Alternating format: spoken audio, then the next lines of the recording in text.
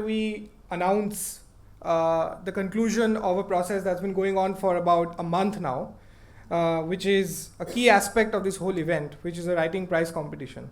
And it is arguably India's first food writing prize that ICA established and is giving out. Just to make it clear, the prizes that have been given out today are not based on the presentations that you saw today, but rather, as I said, on a process that's been going on for about a month, which includes two things mostly. Number one, the proposals, and number two, 5,000 word final drafts. So these were not judged in the last few hours over coffee and cookies, but over a very, very complicated, I would say rather, and painstaking judgment process, which included 3 rounds of judgments by some of India's best, not just India's, I would say, some of India's and world's best food scholars and food writers. I'll just quickly explain to you, for transparency's sake, the judgment process that we put together and forced many of our jury members to go through, because all of them have extremely busy schedules, and I would like to start by thanking all of you for giving your time, including Colin here, for taking out your time and from your busy schedules and reading such long drafts, and of course proposals. We received, as Om said earlier, we received 37 proposals, perhaps exceeding our expectations of instituting India's first food writing prize, out of which 11 was selected by 4 jury members, Avantika, Ruth, Priyadarshini, and Shamin. They have all been introduced to you before. 11 were selected, out of which 9 submitted. 2 couldn't submit due to extraordinary circumstances, family emergencies, etc. Out of the 9, 6 were able to present here today in person. We had ideally would have liked if all 9 were with us today and presented their papers, but because of circumstances, they were not able to travel to Delhi and present the papers. But 6 of them, we are very fortunate to have, as you saw today, 6 of them were able to present their papers today in the format of presentations. And we also took time to work with them on the presentations. Of those 6, we have 3 winners. In fact, we have 1 winner and 2 runners-up in no particular order. But before I announce the winners, as I said, as I promised, for transparency's sake, I would like to quickly just tell you how we did the jury, how the jury was put together and how the judgment was done. We had in total 3 rounds of judgments or marking. In the first round, the 37 proposals were marked in a single round of marking by 4 jury members, Avantika, Shamin, Ruth, and Priyadarshini.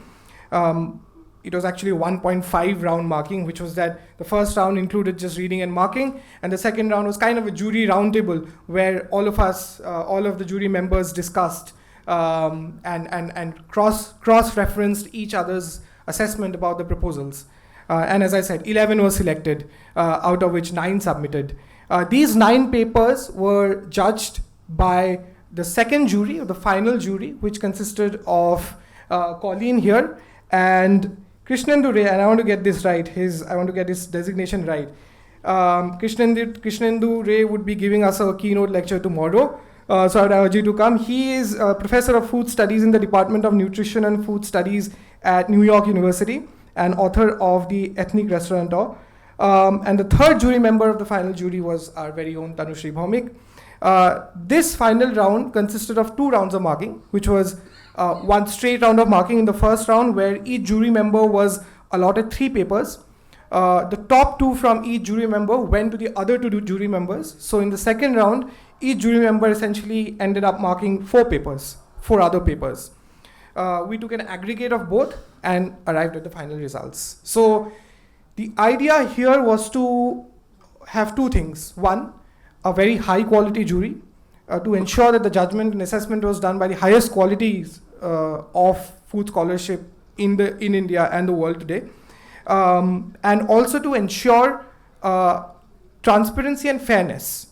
And something that probably I should have mentioned earlier, the entire process was a blind review process. No one knew whose paper was being reviewed, who was reviewing whose paper. And we rigorously ensured that it remains blind throughout the entire process. So we ensure transparency, fairness, with as much rigorousness as we could, and most importantly, highest quality assessment. So rest assured, whoever marked your papers know what they're writing about, know what they're talking about, and know what they're marking. So this is an assurance from our side. All right. So the way I'll be announcing the results of the writing competition here would be, I'll first announce, because as I said, 6 are present here. So I'll be announcing the names of the finalists who are present here. We have certificates and hampers for them. But before I do that, I also want to tell you about the final conclusion of this entire process, which is that the 9 papers which were selected, the 11 papers which were selected would finally feature in a monograph / book / journal issue. And in due course of time, we'll tell you what exactly it looks like. But we want to ensure that regardless of these 3 awards that we are giving out, top 3 awards that we are giving out, all the 11 papers that are selected are featured in the journal issue that we are planning. And currently, we are figuring out the logistics of it, the publisher, the structure of it, and we are going to work with you all in the next few months to ensure that that goes through. So whether you get an award or not, that's immaterial. It will definitely be published in the journal. And one more very important thing, which is, you must have heard this in many competitions, but it is, I promise you, it is true, which is that the margin of marking and the margin which was involved in deciding the winners and the runners up and distinguishing them from the panelists was very, very slim. As I said, this might sound like a stereotype or trope by now, given the number of competitions I'm sure many of you must have attended through your entire life, but it is true, I promise you. And given the rigorousness and the diversity of the jury that we had, we got the kind of range of marks which ended up finally being reduced to very slim margins between individual participants. So I'm going to announce the prizes of those who are here, and of course the top prize winner, the 2 runners up in no particular order. There is no first runner up, there is no second runner up. Both the runners up are have same marks, in fact, and the other 4. Yes, very important. We have the jury to hand over the prizes also. So please, the first jury member to hand over the prizes, because we don't have everyone from the second jury, the final jury. We have Ruth, Priyadarshini, Avantika, and Shamin, who had the exceedingly tough job of assessing the 37 proposal submissions that we had. First, announce the names of the finalists who are present here, but are not runners-up or winners. And I'll also name their papers. But before that, just quickly, there were 2 finalists who were not able to attend or present today. I would just, because they're not able to be here, but I still think they deserve to be named and their paper deserves to be named. Before I announce the final prizes, I just like to mention the names of those who were not able to be present here today. And there are 3 of them. Dr. Farzana Begum, her paper was titled Exploring Thai Khamti Culture Through Their Cow, in brackets rice. The second finalist was Sridevi Lakshmi Kutti. Her paper was titled Creating New Rituals and Traditions for Heirloom Paddy Conservation. And the third finalist who couldn't be here today to present is Sumaya Qureshi. Her paper was titled Rice and Its Cultural Importance in Kashmir. We wish they were present here today, but for logistical reasons, they are not able to. But as I said, you would be able to read their papers nonetheless in the final publication, right? As I said, I'll first announce the names of the 3 finalists who are present here, but are not runners-up or the winner. Again, I would like to remind you the margins were quite slim, so please don't be disheartened. And in any case, we'll have the publication. Okay, in no particular order. The 3 names that I'm going to announce now are in no particular order of marks. The first one would be Rachit Kirtiman, whose paper is titled Beyond Staple, Unveiling Rice Heritage of Odisha. Congratulations, Rachit.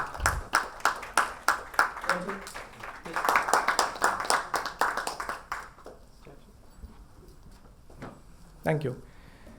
The second finalist would be Rubeka Idrishi. Her paper was titled Unveiling the Tapestry of Black Rice of Manipur and Assam, India. Congratulations, Rubeka.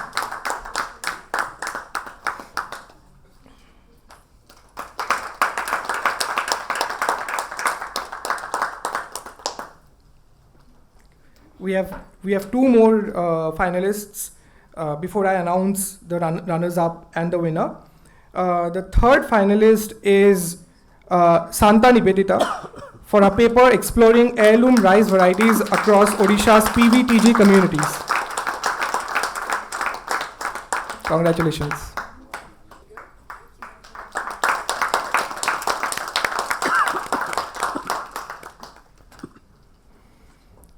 The fourth finalist would be Sunaina Dheer for a paper Spotlight on the Role of Women as Custodians of Cultivation, Harvest, Revival and Cultural Identity of Heirloom Varieties of Rice with focus on Tamil Nadu. Congratulations. All right, now to the two runners-up, again in no particular order, because fortunately or unfortunately, the two runners-up had the same marks. So we didn't have a hard time deciding who would be the first or who would be the second. The first runner-up is actually not here, but we can still clap for her. She's Dr. Farzana Begum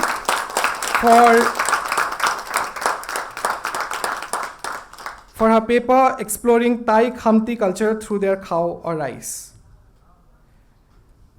And this is the Indian Idol moment where I announce the so-called second runner-up and everyone knows who the winner is.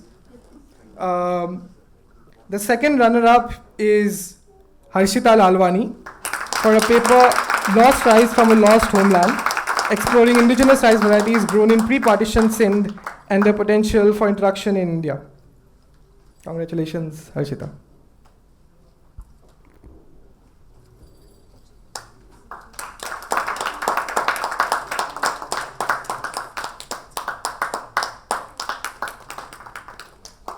By simple deduction and common sense, if you know the list, the winner of the first ICA Food Writing Prize is Suraj Gogoi for his paper titled Thinking with Rice, A Social History of Khao Thai of Arunachal Pradesh. Congratulations.